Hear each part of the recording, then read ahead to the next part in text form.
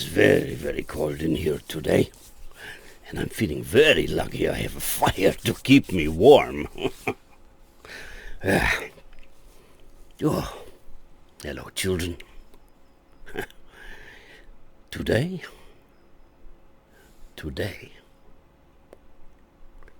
I want to tell you a little story about an old mother goat and her 7 kids who lived in a wonderful forest close to a meadow. And if you were there, you would see the birds and flowers and butterflies, and they would be all around. And in this beautiful meadow, not far from the big old oak tree that is there, was an old stone well, and the water in it came from a little stream nearby.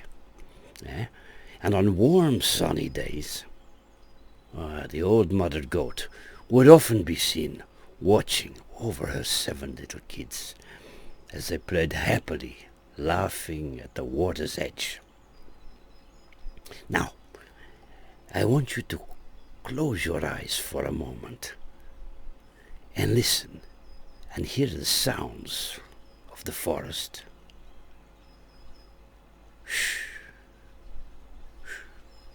Listen, and I will tell you the story of the wolf and the 7 kids. Close your eyes until I start and listen to the sound of the forest. There was once upon a time an old mother goat who had 7 little kids and loved them with all the love of a mother for her children. One day she wanted to go into the forest and fetch some treats as a surprise for her kids. So she called all 7 to her side. There was Hoofer, Woody, Misty, Freckles, Waffles, Bumper, and Sunny. And when they were all there, she said, "Dear children, I have to go into the forest, so while I am gone, please be on your guard against the wolf. If he comes into the house, he will eat you all, skin, hair, and everything. This big bad wolf will often try to disguise himself, but you will know him at once, and by his rough voice and his black feet." Well, the kids looked at each other, eyes as big as saucers. "Oh, Mother," their old mother goat said, "if you do as I've said, everything will be all right. So no one need to be afraid." And the kids looked first at each other and then back up to their dear old mother and smiled and said, "Dear Mother, we would take good care of ourselves and do as you've said. You may go away without any worry." Then the old mother goat happily bleated, proud of her kids, and went on her way without a worry and with an easy mind. Now, it was not long before the children heard a knock at the door and a voice calling out, "Open the door, dear children. Your mother is back and has brought something special with her for each of you." But the little kids knew that it was the wolf by his rough voice. "We will not open the door," cried the kids. "You are not our mother. She has a soft, pleasant voice, but your voice is rough, and we know you are the wolf." Well, the wolf, disappointed, crept away, annoyed that he had been discovered. But he had an idea. He went away down the path to find a shopkeeper where he bought himself a lovely sweet made of honey and sugar, and sucked slowly on it to make his voice sweet and soft and gentle. This time, he thought, smiling to himself, the kids will open the door for me. Quietly he crept back up to the door, knocked once again at the door of the house, and called, "Open the door, dear children. Your mother is here and has brought something back with her for each of you." But the wolf had laid his big black paws against the window, and the children saw them and cried, "We will not open the door. Our mother does not have black feet like you. You are the wolf." Then the wolf, annoyed this time, ran back down the path he had come. What could he do about his black feet, he thought. And then he had an idea. He would find a baker. And he ran off down the path. Soon enough he found a baker and said, "Oh dear, I have hurt my feet. Could you rub some white flour over them for me?" And when the baker had rubbed his feet over, he said, "More! I want more white flour over my feet for me until they are white." But the baker thought to himself, "This wolf wants to trick someone," and refused to put more flour on the wolf's feet. But the wolf said, "If you will not do it, I will eat you all up." And the baker was afraid, and he did what he was told, and made this big bad wolf's paws all white for him. So now the wolf, with his soft, sweet voice and his white feet, went for the third time to the house, knocked on the door and said, "Open the door for me, children. Your dear little mother has come home and has brought every one of you something delicious back from the forest with her." The 7 little kids cried, "First show us your feet so that we can see that you are our dear little mother." The wolf smiled and laid his paws on the window, and when the kids saw that they were white, they believed that all he said was true, and opened the door.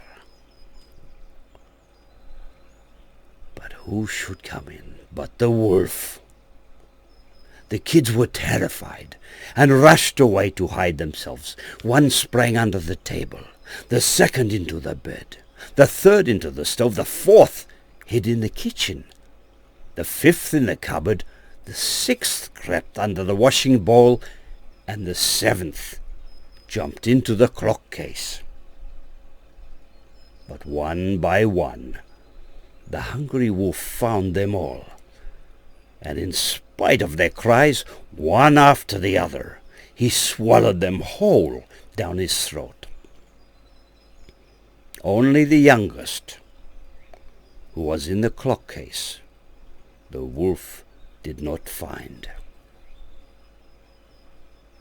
When the wolf had satisfied his appetite, he took himself off and wandered back down the path, a big smile on his face. He was full, and after a short time he felt sleepy too. So he laid himself down under a big old tree in the green meadow beside the path, and soon outside fell into a deep, deep sleep. Now, some hours later, the old mother goat came home again from the forest, her pocket full of treats for the kids. But what a terrible sight she saw there. The house door stood wide open, and inside the table and chairs and benches were thrown down. The washing bowl lay broken to pieces, the cupboard doors broken on the floor, and the quilts and pillows were pulled off the bed. She looked everywhere in the house, calling for her children, but they were nowhere to be found. She called them one after another by name. Hoofer, Woody, Misty, Freckles, Waffles, Bumper. But not one answered to their name, until at last, when she called out the youngest name, Sonny, a soft voice cried, Dear mother, I am in the clock case. She took her dear little kid out, shaking and crying, and held him tight until he stopped. Then he told her everything that had happened, and how the wolf had come and tricked them with his kind, sweet voice and his white, white feet, and how he had eaten all the others. Poor Mother Goat was overcome with grief, and tears, and weeping and sobbing over her poor, poor lost children. At length, after a while, in her grief, old Mother Goat went out of the house, and her youngest kid ran beside her. And when they came to the meadow, there they saw the wolf laying by the tree, snoring so loud that the branches shook.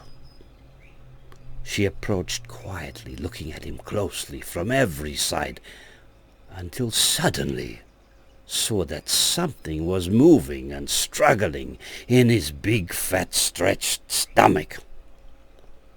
Heavens, she thought, is it possible that my poor children, whom he has swallowed down for his supper, can still be alive? Quickly she told her baby kid, Sonny, to run home and fetch scissors and a needle and some thread. And when the young kid returned, she set to work on the wolf. The old Mother Goat cut open the wolf's big fat stomach, and hardly had she made one cut than Hoofer thrust his head out. And when she cut farther, Woody and Misty and Freckles and Waffles and Bumper sprang out one after another. And they were all still alive and had suffered no injury whatever, for in his greediness the monster had swallowed them down whole. What rejoicing there was, what happiness! They embraced their dear mother and jumped up and down with joy at being together again, safe and sound. The mother, however, said, Now go and look for some big stones, and we will fill the wicked wolf's stomach with them while he is still asleep. Then the 7 kids dragged the stones with all the speed they could find, and put as many of them into his stomach as they could get in. And the old Mother Goat sewed him up again in the greatest haste, so that he was not aware of anything, and never once stirred. When the wolf at length had had his fill of sleep, he opened his eyes. Oh, how full I feel! He got on his legs, and as the stones in his stomach made him very thirsty, he wanted to go to a well to drink. But when he began to walk and move about, the stones in his stomach knocked up against each other and rattled. Then he cried, What rumbles and tumbles against my poor bones? I thought 'twas 6 kids, but it feels like big stones. When the wolf got to the well, his big fat stomach got in the way, and he had to lean further and further over the edge to see if he could reach the water to get a drink. He leaned and he leaned further and further over the edge of the well, until finally the heavy stones in his stomach made him lose his balance, and he fell crying all the way down into the dark, dark well, until suddenly there wasn't a sound to be heard. When the 7 kids saw the wolf leaning over the edge of the well and fall in, they came running to the well and looked carefully over the edge and cried aloud, "The wolf is gone! The wolf is gone!" and danced for joy around the well with their mother. On the walk back home, everyone was as happy as can be.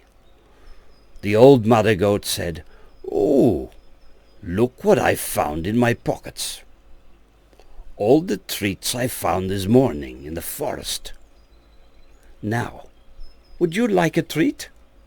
And all there was to see as they made their way home was 7 little kids jumping happily up and down around their dear old mother, hands out, giggling happily for their next treat. And so the story had a good ending, and the kids learned a lesson. Always listen to your dear old mother.